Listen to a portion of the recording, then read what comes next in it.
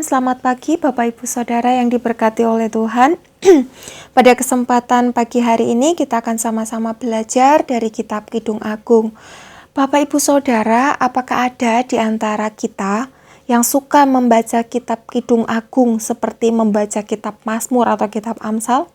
Mungkin ada, tetapi saya rasa sebagian besar di antara kita akan menghindari membaca kitab ini karena sangat sulit untuk kita menemukan kalimat-kalimat penguatan spiritual sebagaimana biasanya kita membaca Alkitab dengan tujuan agar kita merasa lebih damai, lebih tenang, atau serta mampu bangkit dari masalah-masalah hidup kita setiap hari. Karena di dalam kitab ini kita tidak akan menemukan hal-hal tersebut. Jika kita membacanya, kita hanya menemukan ungkapan-ungkapan romansa yang mungkin lebih diminati oleh anak-anak muda. Bapak Ibu Saudara, seringkali ketika kita membaca Alkitab, kita lebih ingin menemukan quote-quote rohani dibandingkan menemukan kebenaran-kebenaran ilahi di dalam Alkitab. Oleh sebab itu, pada pagi hari ini saya rindu membagikan pelajaran berharga dari kitab Kidung Agung yang seharusnya dapat merubah pola pikir kita sebagai orang Kristen, sehingga kita dapat bersikap dan bertindak benar. Kita akan membaca dalam kitab Kidung Agung pertama, pasal yang pertama, ayat yang pertama. Demikian firman Tuhan, Kidung Agung dari Salomo. Kitab ini diberi judul Kidung Agung sebagaimana tertulis dalam ayat pertama dalam pembukaan kitab ini.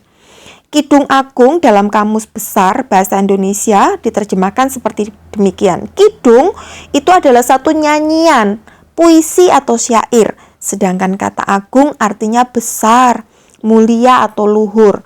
Dengan demikian, Kidung Agung merupakan satu nyanyian termulia atau puisi terluhur. Dalam bahasa Inggris, kitab Kidung Agung disebut The Song of Songs, yaitu nyanyian di atas segala nyanyian. Hal ini mengungkapkan kedudukan nyanyian ini sangat tinggi.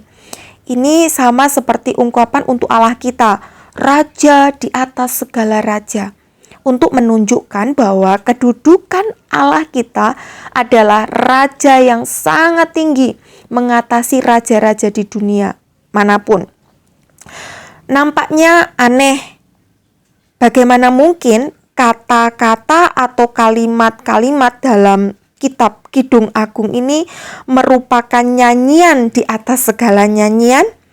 Apakah kitab Mazmur tidak lebih pantas mendapatkan gelar sebagai kitab nyanyian di atas segala nyanyian? Bukankah kitab Mazmur, kata dan kalimatnya lebih rohani, lebih spiritual, lebih mengagungkan dan memuliakan Tuhan?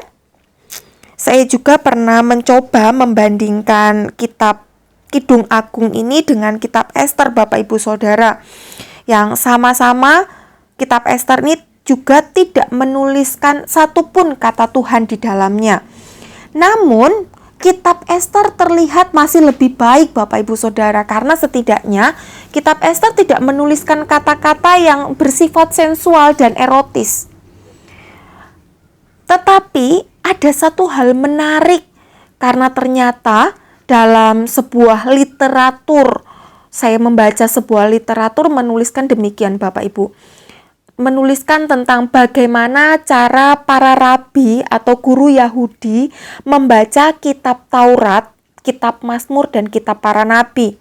Mereka biasanya akan melepas kasut untuk membaca kitab-kitab tersebut. Karena kitab-kitab itu, yaitu kitab Taurat, kitab Mazmur, kitab para nabi, itu dianggap sangat suci. Di antara kitab Taurat, kitab Mazmur, dan kitab para nabi, kitab Kidung Agung juga termasuk di dalamnya. Jadi kita bisa simpulkan bahwa kitab Kidung Agung merupakan kitab yang juga sangat dihormati dan disucikan oleh para rabi atau guru Yahudi. Di sekolah Alkitab, guru saya pernah mengajarkan tentang hal ini Bapak Ibu Saudara. Beliau mengatakan bahwa kitab Kidung Agung merupakan kitab alegori yaitu sebuah kisah fiksi yang tertulis dimaksudkan untuk menyampaikan pesan tersembunyi. Jadi demikian Bapak Ibu, apa yang tertulis dalam kitab Kidung Agung itu ada maksud dan tujuan tersembunyi. Saya tidak menyalahkan hal itu Bapak Ibu Saudara.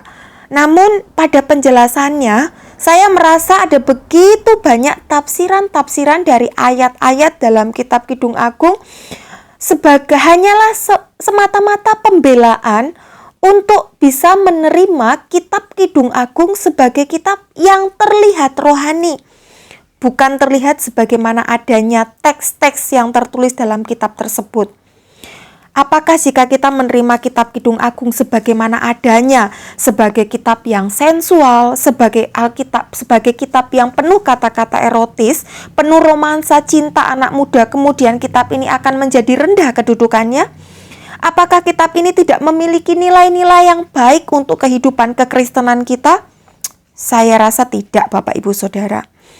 Kemungkinan besar kita sebagai orang Kristen secara umum sangat dipengaruhi oleh paham Yunani, di mana orang-orang Kristen atau hamba-hamba Tuhan khususnya yang mengajarkan firman Tuhan mempercayai dan memandang bahwa hidup manusia itu terbagi dua, yaitu apa yang disebut hidup jasmani dan hidup rohani.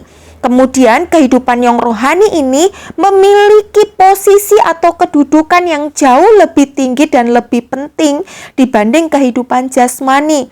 Sehingga mulailah kita hidup memilah-milah mana yang rohani, mana yang jasmani. Kemudian kita akan mengutamakan hal-hal yang tampak rohani dan menomor sekiankan hal-hal yang tampak jasmani.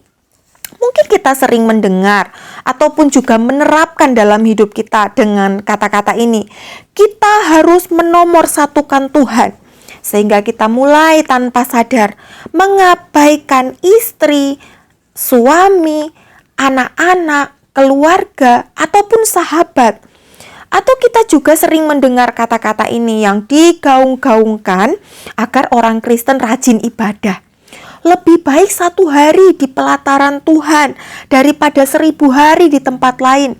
Kemudian kita mulai tanpa sadar memandang rendah, memandang sinis saudara seiman kita yang mungkin jarang datang ke persekutuan, tanpa kita peduli apa sebenarnya yang terjadi dalam kehidupan mereka. Bapak Ibu Saudara yang diberkati oleh Tuhan, bukankah yang jasmani dan yang rohani ini dibuat oleh Tuhan yang satu? Apakah ketika Tuhan membuat jasmani dan rohani, ini kedudukannya berbeda? Saya rasa tidak, Bapak Ibu Saudara. Dari kitab Kidung Agung ini saya menemukan bahwa jasmani ataupun rohani nilainya sama di hadapan Tuhan. Oleh sebab itu, alangkah baiknya kita juga tidak membedakan keduanya. Bapak Ibu Saudara yang diberkati oleh Tuhan, saya akan melanjutkan renungan ini, penjelasan tentang kitab Kidung Agung ini pada renungan pagi berikutnya. Dan saya rindu kita akan sama-sama belajar dan menemukan hal-hal yang luar biasa, kebenaran-kebenaran ilahi yang akan mengubah pola pikir kita. Tuhan Yesus memberkati. Kita berdoa. Bapa di surga, kami bersyukur pagi hari ini kami sehat, kami kuat, kami diberkati oleh Tuhan. Dan kami mau melangkah sesuai dengan kebenaran firman Tuhan. Terpuji namamu Bapa, di dalam nama Tuhan Yesus Kristus kami bersyukur. Haleluya. Amin.